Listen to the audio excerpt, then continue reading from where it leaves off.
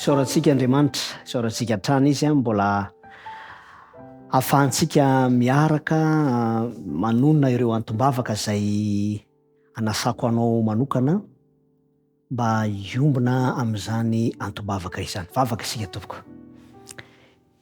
Saotranao hatrany izay Tompo ny amin'ny fafana mbola manana tombontsoa ao anatin'izao fiombonam-bavaka izao.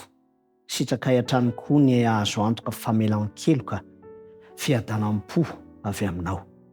Koa amin'izao fotoana izao dia manonona manokana izahay, tondram-bavaka manokana ireo mpiasa tany.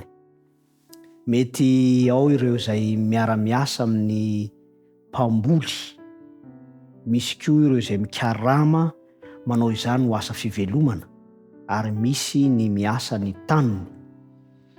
Fa ny angatanay ho azy ireo Tompo dia ny tanjaka, ny hery, ary hanome azy ireo ihany koa ianao fahasalamana tsara.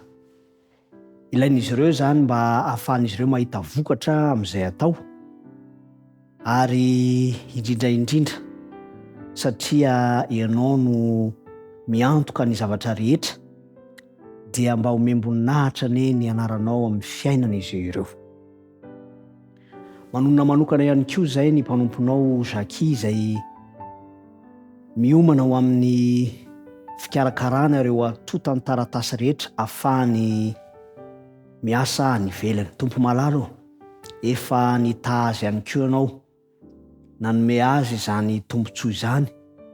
Koa raha eo am-pikarakarana ny zavatra rehetra izy dia hanohy izany fitahiana efa nataonao tamin'izany anie ianao Tompo. Eny mihoatra noho ny tamin'ny lasa, ka amin'ny fotoana voatendrinao dia ho tanteraka ny fafany mandeha.